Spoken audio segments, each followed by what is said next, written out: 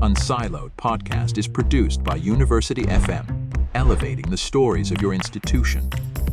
Welcome to Unsiloed. This is Greg LeBlanc, and I'm here today with David Benatar, who is a professor of philosophy at the University of Cape Town and also the author of a couple books. Most recent book is called The Human Predicament, a Candid Guide to Life's Biggest Questions. Another book called Better Never to Have Been, book Second Sexism, and also a book about your hometown university and place of employment, University of Cape Town. Welcome, David. Thank you very much. Good to be with you. Well, you described this latest book, Human Predicament, as a work of unpopular philosophy.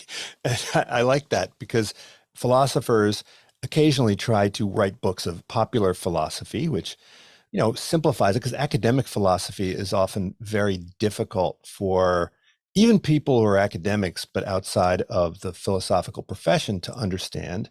And I think part of that is because, at least in the English-speaking world, we tend to focus on things within the tradition of analytical philosophy, and we kind of leave it to the continentals to ask the big questions. And so before we get into this book, maybe I thought you could talk a bit about, why do you suppose that is? Why do you suppose it's the case that philosophy in the English-speaking world has kind of shied away from the big questions like meaning of life and death, and whether you should be born in the first place or whether you should continue to live? It's hard to know what the real explanation is. I think some philosophers in the analytic tradition have thought that these questions are just too inchoate, too unclear, too fuzzy to actually answer. I'm not that pessimistic about this. I'm pessimistic about lots of things. And some years ago, I actually wrote about the concept of what I call analytic existentialism. So you're looking at these big existential questions and you're looking at them through the techniques, or the methods of analytic philosophy.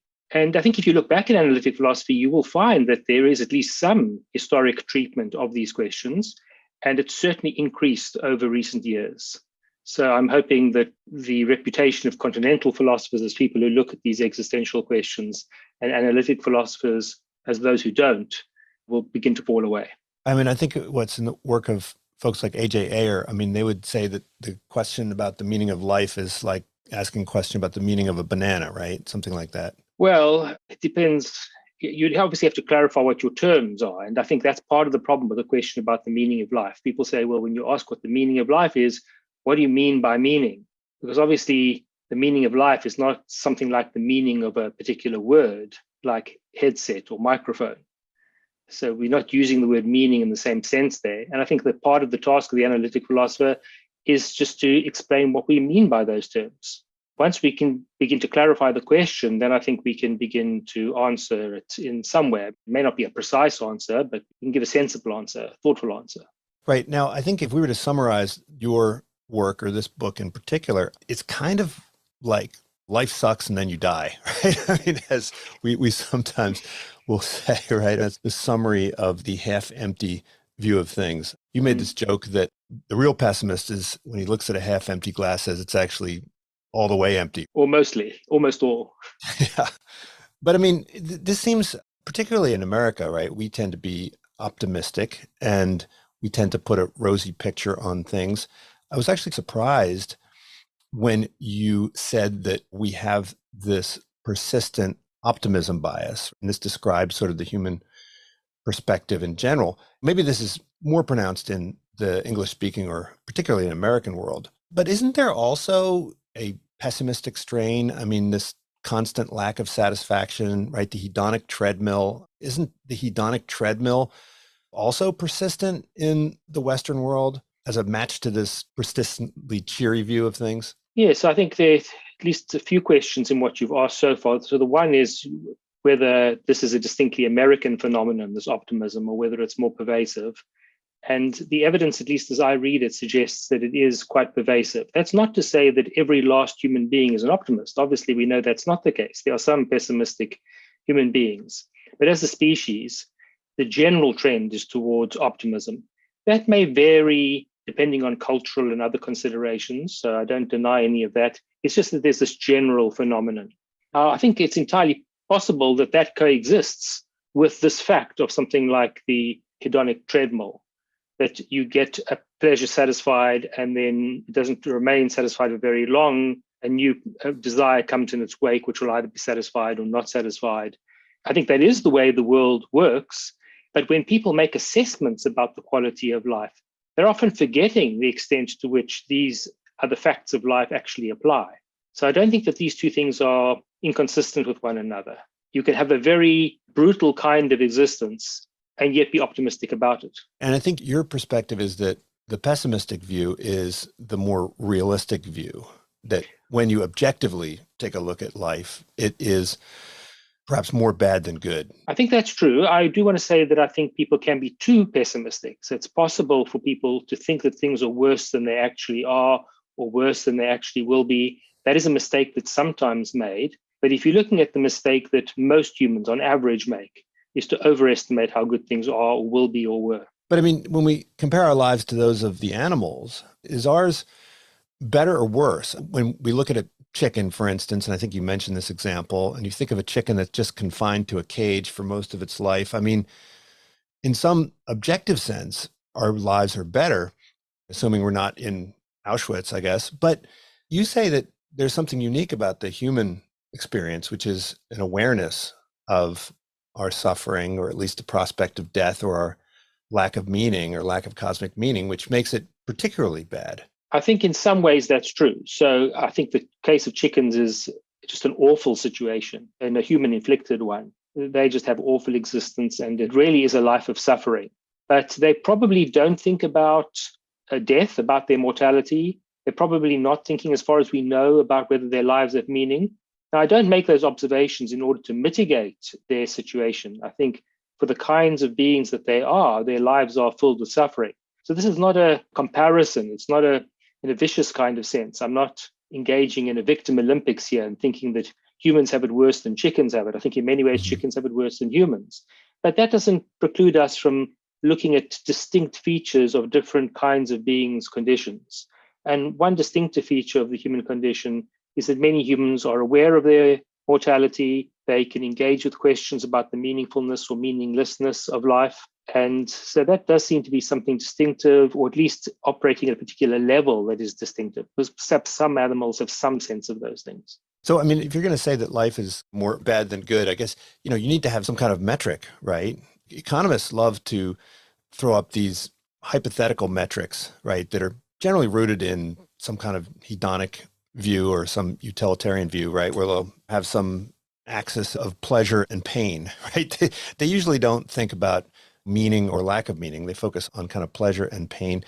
What metric is the right metric to use when we're evaluating whether life is good or bad? Is it pleasure and pain? Is it meaning and meaninglessness, or some combination of the two? I don't think we have to settle on one view. In fact, one of the things that I do in that book, The Human Predicament, and elsewhere, is to say that irrespective of which view one takes about well-being, there's going to be more bad than good. So whether you take a hedonic view, whether you take a desire satisfaction view, whether you take an objective list view about the quality of life, whether you fold meaning into quality or treat meaning as a separate matter, on all of these views, you're going to find that there's more bad than good. So I've not linked this to a particular theory of well-being purposefully. I think that's just true of all these different views. And why would I narrow the point and then appeal to only some people, that is to say the people who have that particular view of well-being? But you do make this distinction between subjective and objective, right? Yes.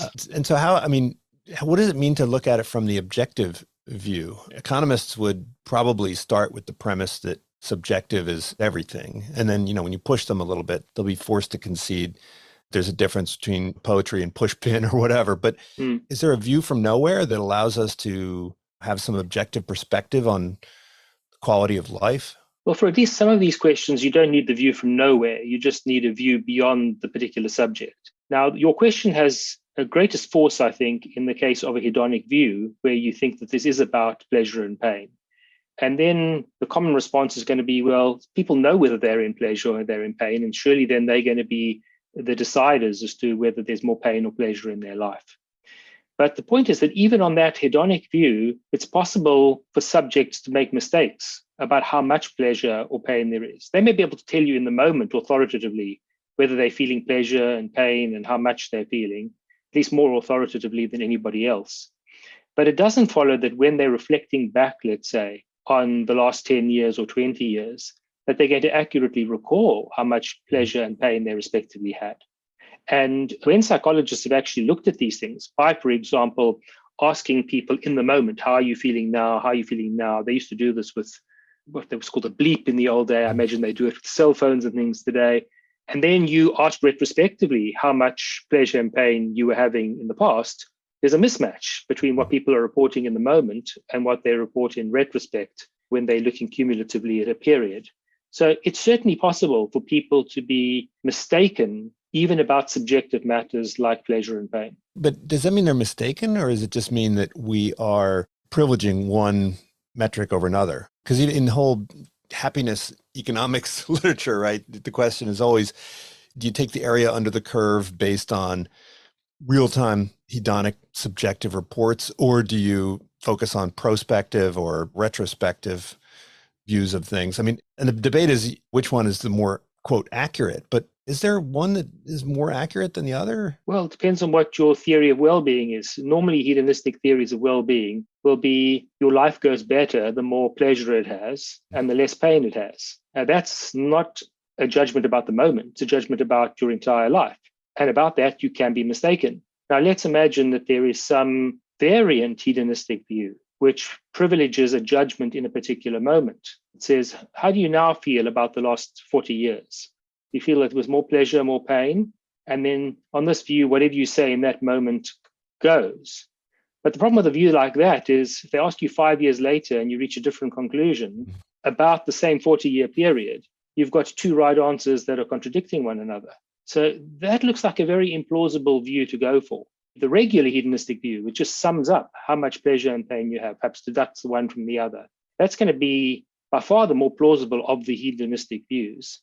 And on that view, it's not just about what you say in a given moment. It's about what's true of your life as a whole or during a particular period. Because we have examples of people who go through childbirth, incredibly painful experience, but then afterwards they'll retroactively view it as one that is incredibly meaningful, or people who go through warfare, incredibly traumatic experiences, but then will find it very meaningful ex post. And then there's others that will chase after yachts and jewelry, and then on their deathbed will say, you know, that was a complete waste of my time. So should we not take that into account, the retroactive view of things, or is there an element of, are we going to presume that some of those are self-deception and others are not? Well, you've introduced another variable. You've moved now away from quality of life to meaningfulness, either of life or a particular event. And there are different views about what the relationship is between quality and meaning. Some people want to treat meaning as part of the quality of life. Others want to separate it out. I think there is some value in separating them, but I don't want to be committed to that view. I don't think we need to be committed to a particular view about this, because I think irrespective of which view we take, the issue you're raising is not going to present a problem. So what I can say is, let's imagine you go through a horrific experience and then you see some meaning in it. Well, that meaning will overall make it more bearable, what you went through. But it doesn't follow from that it wasn't bad. You've seen a purpose in it, a meaning in it, and it's improved your assessment of that. But it doesn't follow from that it transforms from a very bad thing into a very good thing. And again, if you denied this, then you'd have to say that if somebody, for example, were maimed by an assailant, and then they came to see some meaning in that afterwards, that in fact, this was a benefit that was bestowed upon them. We don't think that. It's not that the cloud ceases to be a cloud just because it's got a silver lining. The silver lining is nice to have. It's better than not having the silver lining, but it doesn't make it not a cloud any longer. And I think towards the end of the book, when you're talking about suicide, you introduced this two-dimensional graphic. And as a business school professor, I love anything you can put in 2 dimensions, right? Super easy to understand. And I think on one axis, you had kind of the objective quality of life, and the other was sort of the subjective quality of life. And I guess one question is being accurate and independent good? And I think you highlight there might be some asymmetry in terms of how you should be interacting with others, right? So if somebody perceives their quality of life to be less good than it is, then you can do a good thing by educating them about how good their life actually is. But if they think their life is better than it actually is, then perhaps you should be a little more hesitant to help them come to a more accurate perspective. Is self-honesty, is that an independent good that we should pursue? Or is it depend on which direction it's going to influence our subjective well-being? There are lots of complexities here, which I'm reluctant to oversimplify. So perhaps I should just point out a few of them. When you ask, is being a good? For me, it matters whether this is the being of somebody who already exists, or whether this is the being of somebody who could exist and we might bring into existence or might not bring into existence. I think that's one asymmetry. That's not the one you're speaking about here, but I just want to get that complexity out of the way. So if we're speaking about an existing person and we move into the question you were asking, we're asking, should we treat under-assessments and over-assessments of a person's quality of life in the same way? And my sense is that we shouldn't. So let's imagine somebody's more chipper than they should be, as it were, given their objective condition. Let's say should be in the sense that they're not tracking reality. Well, I don't think we should go and burst everybody's balloon. I don't think we should go and say you should be a lot more miserable and I'm going to make you a lot more miserable, because there's something sort of cruel and unkind about that. And I want to say that people should be allowed a certain level of distraction and sometimes even delusion. The problem is when it goes too far, when it goes so far that it now starts inflicting hardship on other people. And we know that there are all kinds of optimistic views that do exactly that. So many utopian worldviews that get imposed on other people cause vast amounts of misery. That's not a good thing. If you laboring under the misconception that the classless society is attainable and that we can create that on earth and that everybody will be happy, you're going to cause a lot of misery along the way. And I think that your optimism should be punctured in a case like that. I'm also a little concerned when people are so optimistic about the quality of life that they'll bring more children into the world. That doesn't mean to say I go around telling everybody that they shouldn't. There are all kinds of reasons why I don't go around telling everybody that they shouldn't. But maybe that's a case where your optimism is going too far and you're now inflicting hardship on others through your optimism. But if it's affecting just you and it's making your life more bearable, I really think we ought to just let people be. Why would we puncture that? Well, it seems like the book is a bit of that. You talk about how there's a lot of books out there, self-help books, but there's very few books that are self-helplessness books. And what that suggests is that people are trying to boost their optimism. They're trying to take actions to reduce their pessimistic view of the world. Is there a feedback loop between the subjective and the objective, right? Can your objective quality of life be affected by your subjective view of life? Again, I think there are two questions there. Let me deal with the second one first. I speak, in fact, in the book about a feedback loop. I think there is. I think if you think your life is better than it actually is, it actually objectively becomes a bit better. That doesn't mean to say it reaches the level you think it's at. It doesn't completely eliminate the gap between the subjective and the objective. But the subjective view actually makes it a little better. And similarly, when we're speaking about negative evaluation. So I think there is that feedback loop. But you were asking a different question before that, but I don't remember exactly what that was. Can you refresh my memory? It was about the self-help books and whether isn't your book puncturing? Good.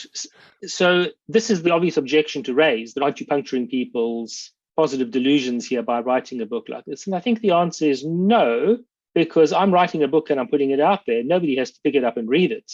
And if they start reading it, they can stop if they don't like it. So I'm not forcing this on anybody. And curiously, I think there's actually some comfort for people with pessimistic worldviews to finally be able to read a book of this kind. I've certainly had very many people, hundreds of people, even perhaps thousands of people who have expressed exactly this view. Often they thought they were alone. They find themselves in a society where it's not really acceptable to express negative views, pessimistic views. And then they find a kind of resonance in a book like this. So I'm not forcing this on anybody, but it's out there for those who are willing to take a clearer-eyed view of the human condition. So you make this distinction between sort of quality of life and meaning of life. Why is it that meaning is so important to people? Why can't people just enjoy life and enjoy the hedonic experience and pursue pleasure? There are plenty of people that seem to be able to do this without losing an ounce of sleep over having some kind of meaning. Why is meaning so important to so many people? Well, I think it probably matters more to people who are suffering than people who are not suffering. But I don't think that even people leading relatively good lives are immune to the desire or the need for some kind of meaning. Perhaps I should clarify what I mean by meaning really is some kind of a point, some kind of a purpose, something often beyond yourself. So let's imagine somebody suffers, but they realize in war, let's imagine we've got a World War II veteran and they suffered a lot, but they've got the sense that their suffering was directed towards some purpose, in this case, a purpose that was achieved, which was to defeat Nazism and fascism, and they feel like that they contribute to that. Well, that's a kind of redemption, as it were. It's a way of giving a point to the suffering you went through. I didn't do this in vain.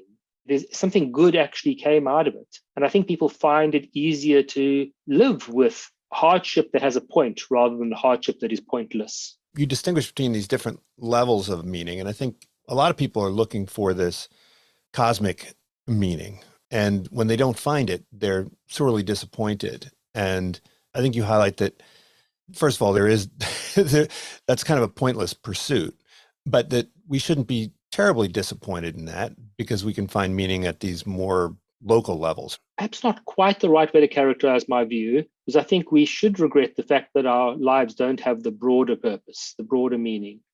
I just don't think that we should conclude from the absence of that kind of meaning that our lives have no meaning, because I think they do have meaning at more micro levels. We matter to other people. We can have a positive impact on people and beings around us. And I don't think we should pretend that isn't the case simply because our lives can't have a broader kind of meaning. So, I mean, this is the thing. I don't think an unqualified pessimism is the right way to go. Our pessimism or our optimism must be responsive to the particular question, the particular conditions. And that means you're going to be pessimistic about some things and optimistic about others. If you accept all my conclusions, the balance will shift from what it ordinarily is among people. In other words, there'll be more pessimism than there was before. But that doesn't mean to say there's nothing to be optimistic about. You can be optimistic that you'll have an impact on some people, a positive impact on some people. And so can I. Most people can. Yeah, but that level of meaning, I've always been puzzled by that because it seems to suffer from a composition fallacy, right? Like if I find my meaning in helping others and others find their meaning in helping me, then that seems kind of odd, right? If me simply helping myself is inadequate, I need to help others. And for them, helping themselves is inadequate, they need to help me. Wouldn't it be easier for us to just help ourselves? I mean, if we're not worthy enough to help ourselves, then why do things change when we just sort of swap roles? Well, that's not quite true because they could have other kinds of meaning. Think about what people do in their lives. Let's imagine somebody goes into a career, they become a doctor, for example. What they want to do is they want to alleviate suffering. They want to extend life, at least when that's what the patients want. They derive some satisfaction from their labors having a point, having a goal that is attainable. Think about the contrast between that, let's say, and Sisyphus, who's doomed to roll the rock up the hill, and when it gets to the top, it rolls down, and then you've got to roll it up again. That's activity that is pointless. And it's easy to see how somebody's going to get demoralized by that. It's quite different in the case of the doctor who's actually helping existing people whose lives would be worse if he or she were not there to provide those kinds of services. Isn't that just me rolling the other guy's rock up? No, I don't think so, because he's actually feeling better. He's recovering from a disease or having the symptoms of it ameliorated. This is not pointless. This makes a massive impact on somebody's life. Now, I think your challenge has much greater force if we're thinking about whether we should be creating people, because this idea that we should be creating people so that they can help others and others can help them, that does all look pretty circular. Why would you do that? But once we're here, that's another matter. Now you can either put your life to good use once you're here, or you can not put it to good use.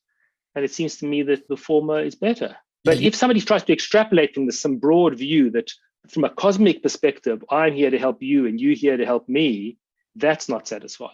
And I think that is a mistake to try to see some kind of broader cosmic meaning out of that.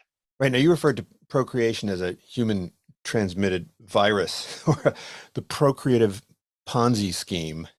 Presumably, if people took you seriously, then humanity would just go extinct, right? Would that be an improvement to the world? Well, this is something I discussed in that earlier book, Better Never to Have Been.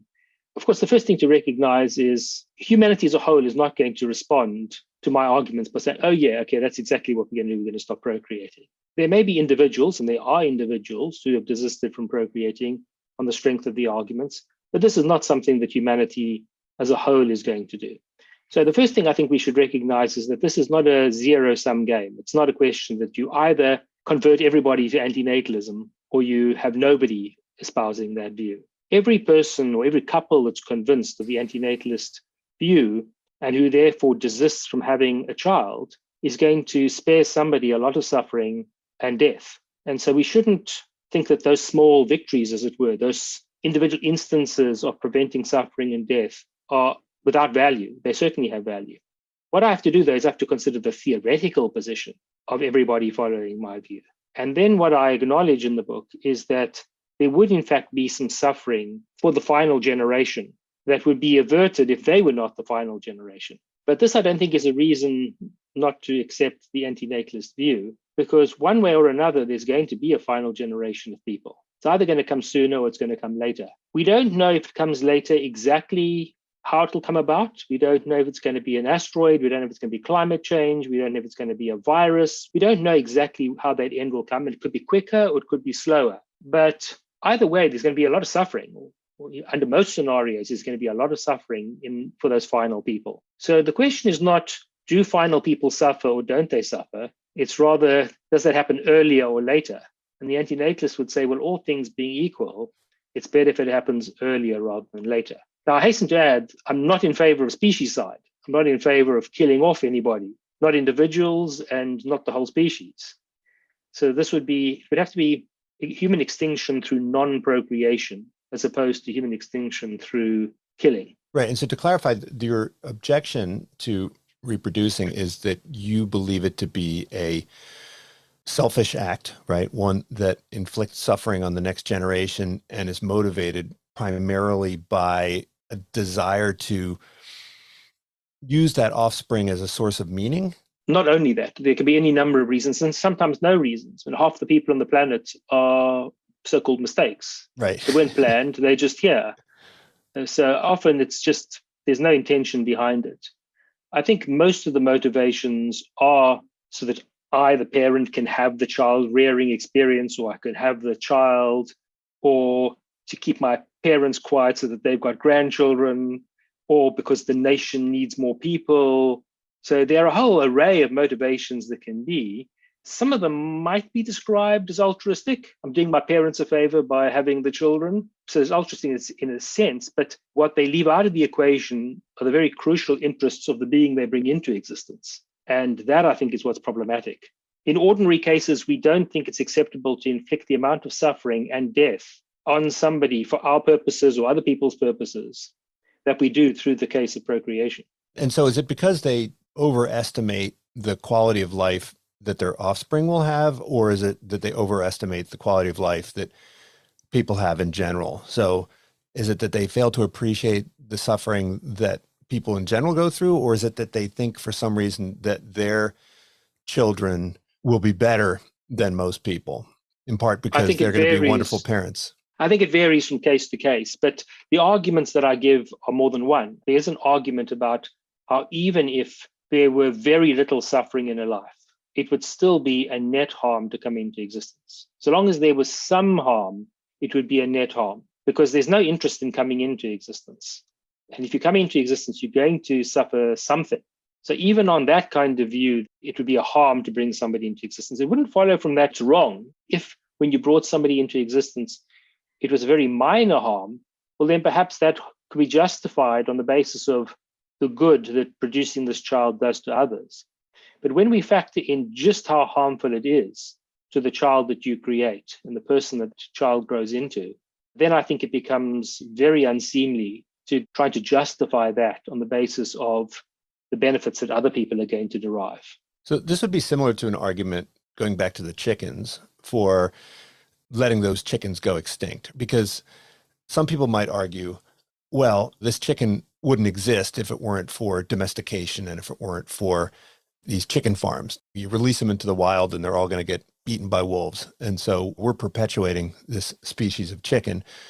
But your argument would be, that existence is worse than non-existence because of the amount of suffering that these chickens go through. Yes, again, there are lots of complexities there. I'm a little reluctant just to gloss over them entirely. The chickens, especially the ones that are so-called factory farmed, that live in the very intensive conditions, their lives are really awful. And it may be that they're better off dead. That doesn't mean to say I think euthanasia is the response, because the appropriate response is actually to alleviate their conditions, make the conditions better. But the argument that bringing a chicken into existence, even though it's going to suffer like this, is better somehow for the chicken, I've always found to be a bizarre argument in defense of eating chickens or other animals. It really would be better for them if they never existed in the first place, rather than to be brought into existence, treated in these appalling ways, and then killed a few months later. But a lot of people will say, look, that's chickens. Many humans lead very different kinds of lives. And I think we do need to recognize among humans, there are worse lives and better lives. The interesting thing is, it really doesn't matter how bad things get for humans, they still want to procreate, and they often do procreate. In quite appalling conditions, people are trying to procreate. And what that suggests is that things can be pretty bad, and humans can still think that it is acceptable to create a child. One example I often think about is the case of anesthesia. So our lives are certainly made better by the existence of anesthesia, but that's a relatively new discovery, effective anesthesia. If you go back 200, 300 years, you don't have that. And for generations before that, people were producing children in the full knowledge that if that child had a toothache and needed to have a tooth extracted, or had gangrene and needed to have the limb amputated, that this would all be done without anesthesia. And yet humans were just going about this procreative activity. This tells me this is a species that isn't very good at making these kinds of judgments about what can warrant bringing a child into existence. Now, it's easy for us to look backwards now and say, oh, but we do have anesthesia now. The point is, much of the planet doesn't. There are lots of people that don't have access to that. They don't have access to palliation when they're suffering extreme conditions. And even those of us who do have access to anesthesia and palliation are not spared awful diseases filled with suffering and decrepitude. So it may be that future generations will look back on us and think, wow, that was really awful, without seeing what's awful in their condition. This is very typically human, to not see these things. Now, the key difference between the chickens and the humans is that humans always have the option to pull the plug. And, you spend a considerable part of the book talking about suicide. And it's actually, I guess, surprising that there are so few suicides. We now talk about suicide epidemics, but I guess it's astonishing that people are so reluctant to take their lives, even when confronted with the prospect of interminable suffering. In some ways, yes. But I want to try to qualify what's being said here now, because I do that very carefully in the book. I don't want people, let's say, who may be suicidal to think that because they're suicidal, I'm encouraging them to kill themselves.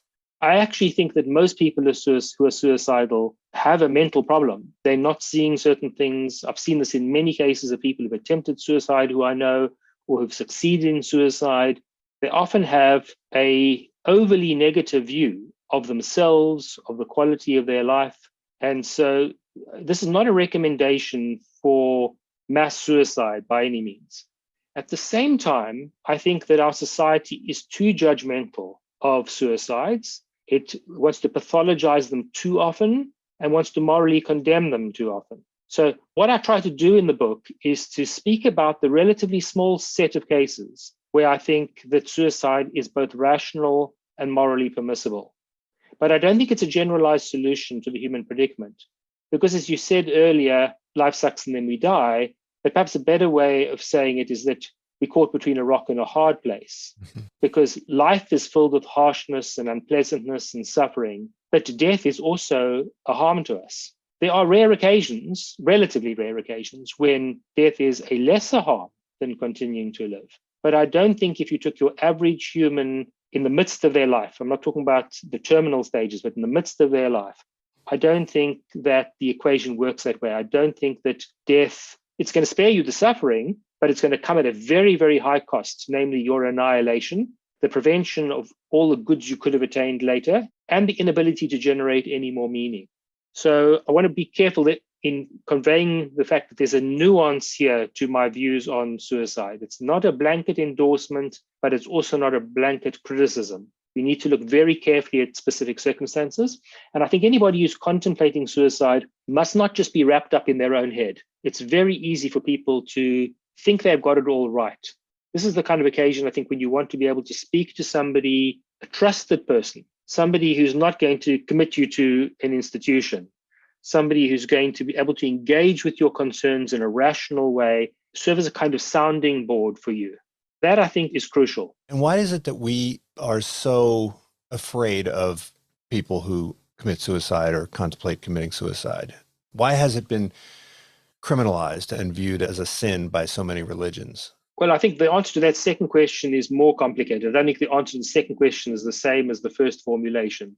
There was a time, for example, when all subjects were property of the king, or the queen. If you took your own life, you were effectively robbing your sovereign of property. Now, we find this kind of view quite quaint today, but that was at least part of the reason for criminalization. But even that would only make sense if that person was positively contributing to the wealth of the king. So presumably there's a certain point where they become a burden to the king or the state, and the king shouldn't care, should be encouraging it, right? Yeah, but it might be that the law is made for the average case, not for the extreme case. So I'm not sure that upends that particular rationale. But the first formulation of your question, we assume that there is something unsettling to us about a suicide. And I think there are lots of hypotheses we could have for why that's the case.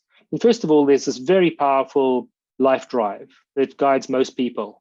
And it's what explains why they will put up with so much, because death is going to be worse for them. At least that's what the life drive is telling them.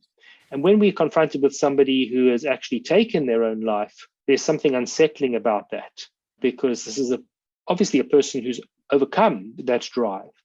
That's one hypothesis. Another is that the suicide really tells us that things are much worse than we think they are, and there may be something threatening about that. So there are different explanations, I think, that we can offer. But in other cases, it may just be a sadness. I've certainly experienced great sadness at people I know who've taken their lives, very often because they have had insufficient confidence in themselves. They've thought they're worthless. They thought they're useless. They've underestimated their capacities. And if only they could have seen themselves the way other people saw them, they might have had the drive to continue living and to do good things. I think it would benefit them and it would benefit others. But at the same time, again, I'm not criticizing them. I'm just remarking on the tragedy of that situation. Well, and you mentioned also that people flock to optimists and they tend to shy away from pessimists. Do people see pessimism and optimism as infectious? They're afraid that when you spend time with someone who is pessimistic, that it will reduce the subjective quality of their life? That's one possibility, but it might be that people just don't like to hear bad things. They don't like to hear what the pessimist wants to say. I think often there's a kind of stirring inside. People feel the weight of life. They feel the suffering. They're seeking a way to cope with that. And that's exactly what makes them seek out the self-help. So yeah, I think there are multiple explanations. I wouldn't want to reduce these things just to one motivation or one account. I think there are different things that go on, often in different people. Different people have different motivations. And sometimes even in a given person, there can be more than one dynamic at play. I think it's a pity that people are so taken in by the optimists. You think about the snake oil salesman, drink this and you'll be fine, or follow these life lessons and you'll be fine. There's often not wisdom in that. It's often a kind of a scam, which is not to say that there's nothing that can be said sometimes to help people. So it's not that I'm opposed to people who are in a dark place seeking help, but I think more often than not, people are drawn to unwise help rather than to wise help. Well, I mean, I think one of the key nuances in the book is that there's a big difference between not creating a life and taking a life, Yes. right?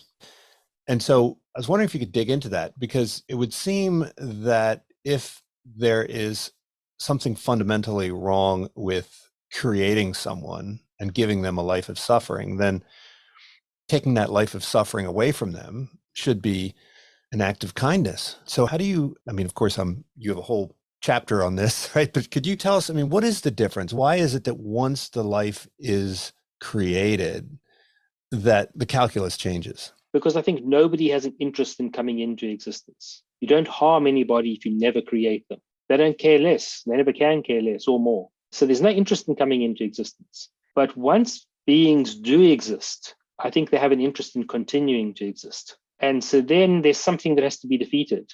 And sometimes that interest in continuing to exist can be defeated. There are occasions, but the greater the interest in continuing to exist, the worse your life would have to be in order to defeat that. Now, I don't think this is binary. I don't think it's either you don't exist or you do exist, because there's a process of coming into existence.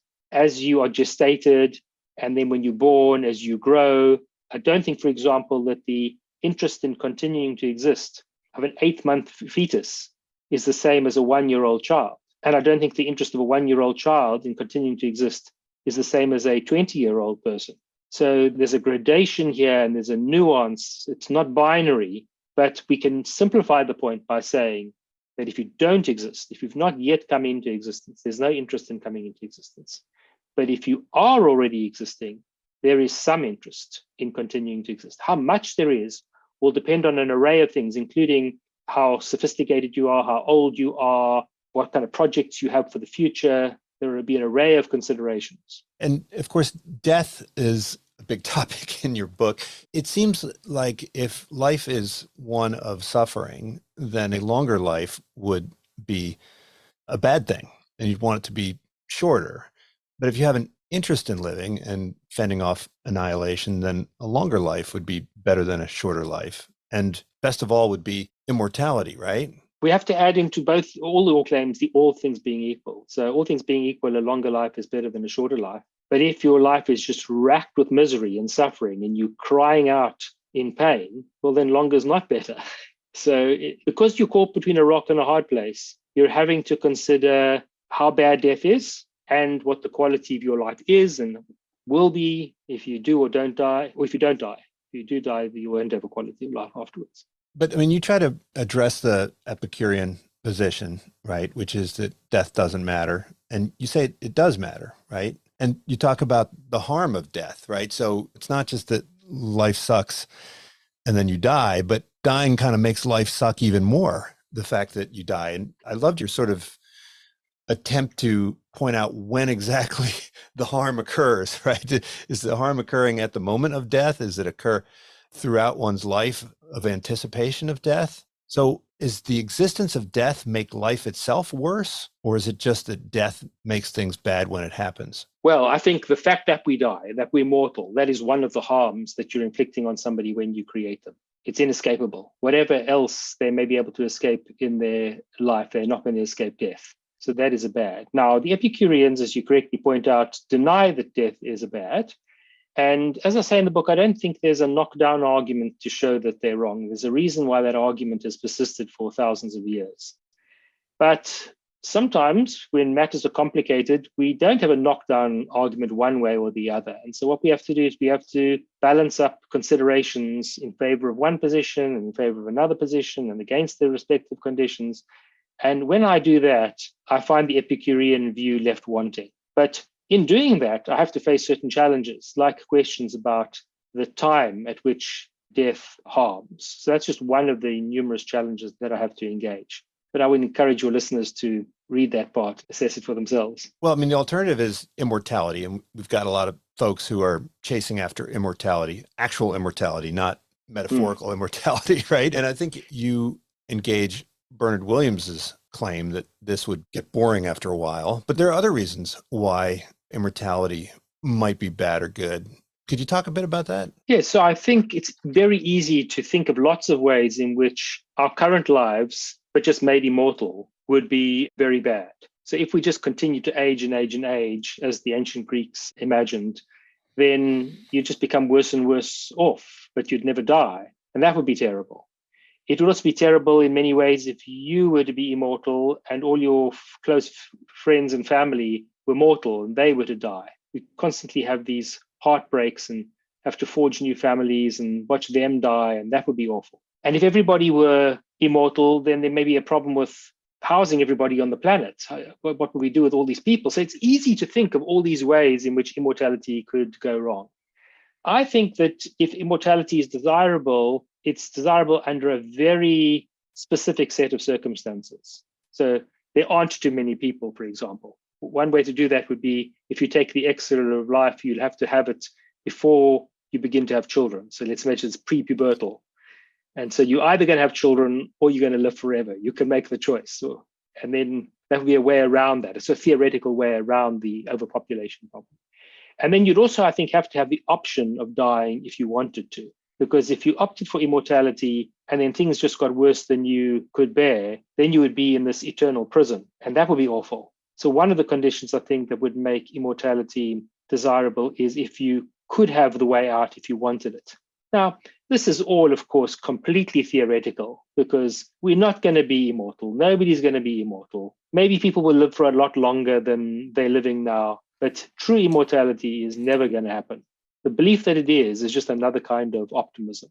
So I'm probing their theoretical views, but these are not views that I think have practical import. So for these life extension folks, it seems like this is like a opiate of sorts, right? That is helping them to alleviate their suffering or the part of their suffering that is related to their prospect of mortality. Yeah, and that's fine. Again, it depends on whether this now verges over into dangerous territory. But if you're coping with your death anxiety by taking vitamins or doing whatever it is that you think is going to extend, restricting your caloric intake, whatever it is that you think is going to extend your life, then great, go ahead and do that. It isn't a free will, but it should be. And that's exactly what you should be free to do. But if it's going to now spill over into some kind of dangerous activity, impose hardships on others, then I think that your delusions need to be checked. Now, you talk about being a pragmatic pessimist or a pragmatic optimist. What does that mean? I mean, is it primarily about being clear-eyed? Is it primarily about confronting honestly the amount of suffering that you experience and the amount of suffering that those who you bring into the world might experience? What does it mean to be a pragmatic pessimist? Well, let's look at the pessimism first. So the pessimism, I think, is the general broad pessimism, not the total pessimism, but the general broad pessimism is a product, I think, of the clear-eyed view. If you look at the human condition realistically, you're going to reach unhappy conclusions about all the things I've said you ought to reach unhappy conclusions about. But now the question is, well, what do you do with that information? Do you just become morose? Do you withdraw? What do you do with this information? And I think one mistake would be to become overly morose about it, to derive no joy, because then what happens is there's a kind of self-fulfilling prophecy there where you're actually making, there's another feedback loop. You're making it actually worse for yourself than it would be if you didn't have that kind of response to the pessimism. At the same time, I don't think you should fall into optimism because now you're going to lose the clear-eyed view. So what I'd say is preserve the clear-eyed pessimistic view, but be pragmatic. Say to yourself, well, I can still laugh at jokes and tell jokes and enjoy food and enjoy lovely weather and sport or whatever it is that you may enjoy. And these can be temporary distractions from your clear-eyed view of the world, but they're not an abandonment of your clear-eyed view. And they actually make your life better because you have that perspective and you have that approach, and you probably will make the lives of other people better as well by having that pragmatic response to your pessimism. Is there a difference between being pessimistic about the human condition and pessimistic about one's own condition? When I'm feeling particularly pessimistic about my own life, I will spend some time reading about the Holocaust and the Gulag and the trenches of World War I and 30 Years War and gladiators. And that just puts me in a wonderful mood. It makes me appreciate the eggs and bacon that I have for breakfast and the beautiful weather I have in California. And yet a lot of people, when they expose themselves to things, you read in the newspaper, all the horrible things that are happening in the world, it makes people anxious. It makes people pessimistic. It makes people very unhappy in their current condition. So is there a difference between the people who, when exposed to the suffering of mankind, feel worse and those who maybe feel better, not because they feel good about what's happening to the rest of the world, but they can appreciate their own luck, I suppose, in contrast to what they see as the general condition of mankind?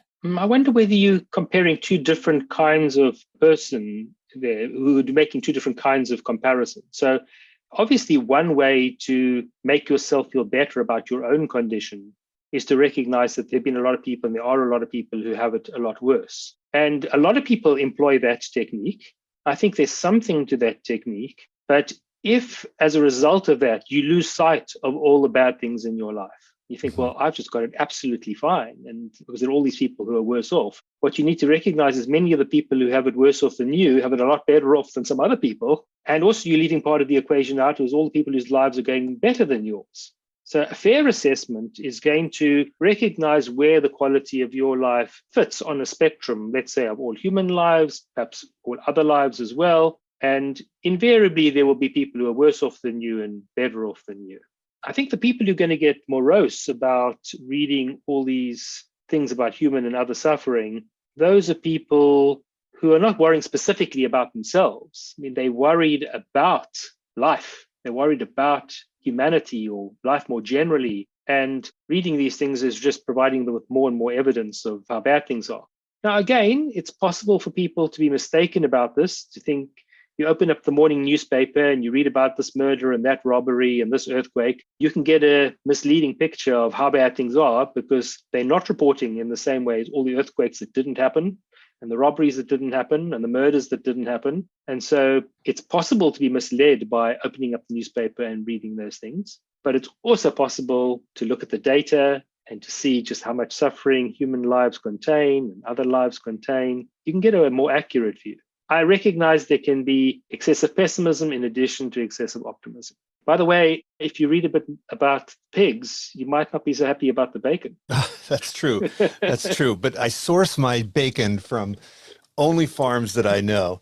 But I guess the question is there a cost of erring in one direction that is greater than erring in the other direction? Should we seek objectivity when evaluating our lives, or should we fear being mistaken in one direction more than the other? I remember one time I was sick and I thought I have a serious disease, and I went to my doctors and the doctors told me that everything was fine and I had nothing wrong. And I was so concerned about deluding myself into thinking that I was fine that I convinced myself that I was actually very ill. And then I realized later that that was an egregious mistake and that I was so concerned about being too optimistic that I made myself too pessimistic.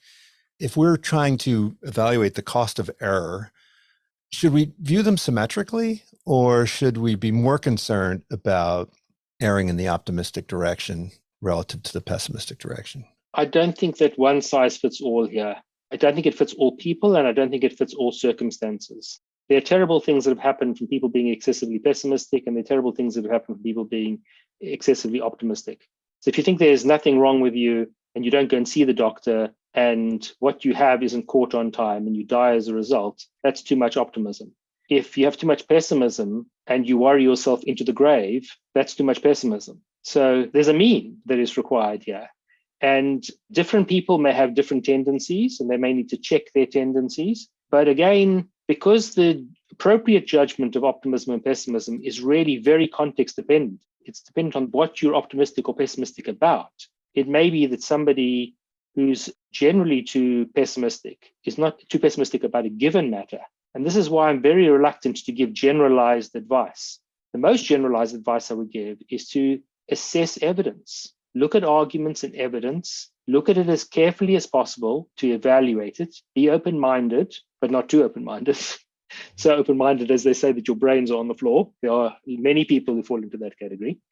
And then ask yourself, how do I now cope with reality as it most plausibly seems to be?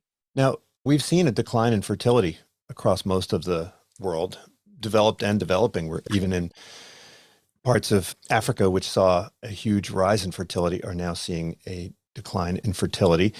But it seems like the motivations here are mixed, right? So some people would say that the decline in fertility is motivated primarily by selfish reasons, right? Where people are concerned about their careers and they don't want to be distracted by the responsibilities of childcare. And that's a critique that many have lodged. But there are plenty of people, at least here in certain parts of the United States, who say that they don't want to bring someone into the world because they're concerned about things like global warming. And so they don't seem to be motivated by a desire to avoid the suffering of their offspring, but rather are concerned about being a drag on the rest of the world. So, what do you think lies behind the decline in fertility? If the decline is motivated by the wrong reasons, is it still something that you find encouraging? I think you've correctly pointed out that there are lots of different explanations. It's not, again, one answer that's true all over the place. I think the environmental argument that you give is sometimes about the interests of the being you would create. So one form of the environmental argument is, if I were to create this child, what kind of a world would it inhabit? And I don't want to do that to the child I would create. There's another environmental argument which can coexist with the first one, which says, if I create a child, that child is going to be a carbon emitter and will contribute to the problem. That is what I call a misanthropic argument for antinatalism. It's when you worry not about what creating a child will do to that child, but what creating a child will do to other beings, already existing people, independently existing people, other animals. And I don't think those two arguments are mutually exclusive. I think they can coexist. And so if somebody's motivated more by one or more by the other, I think the net effect, if they don't have a child, is a good one. So do you think that this pessimism movement that you're encouraging, what are the prospects? Like you said, people don't rush out to buy books that are anti-self-help. Do you think that that's going to change? Do you think people will become more interested? I mean, look, Schopenhauer was never a bestseller, right, in his day. Do you think that there will be a separate section in the bookstore for the anti-self-help? I don't think so. And there's something tongue-in-cheek about that observation that I made about self-helplessness, because I think one way of helping yourself is by having a clearer view of reality. If you think about how many human problems are caused by delusions of one kind or another, how much misery is caused by people who are really not interested in the facts. They're immune to evidence. They're immune to reasons. They hold preconceived ideas. They're not willing to change their minds. This causes an immense amount of misery. And so I think that one way in which people can really help themselves and help other people is by having that more rigorous scientific view of what to believe and what not to believe. But now, does that mean it's going to catch on? Does it mean it's going to become popular? No. And so that's what I mean by my book being an instance of unpopular philosophy. Again, that's also somewhat tongue-in-cheek because it is written in an accessible style. I don't like it when philosophers write in ways that non-philosophers can't read, and even worse, when other philosophers struggle to read. So I think that if you've got something important to say, you need to say it clearly. That doesn't mean dumbing down, but it does mean saying it in a way that an intelligent layperson could read and understand. So in that way, my book is accessible publicly and popularly, but it's not going to defend a popular view. But I've got an expectation that large numbers of people will follow this advice, but I'm not offering it because I think large numbers of people will take it. I'm offering it because I think it's the right advice to give.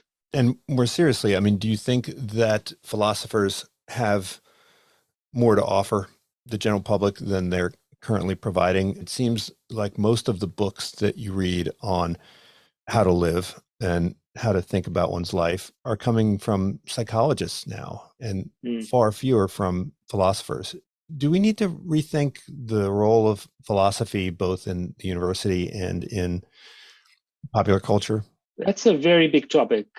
I do think that philosophers have historically sort of been underappreciated, sometimes with good reason, but I think there is a certain expertise, a certain skill set that comes with a rigorous training in philosophy that's often not appreciated. People won't instruct the cardiac surgeon on how to do cardiac surgery, or at least most people won't.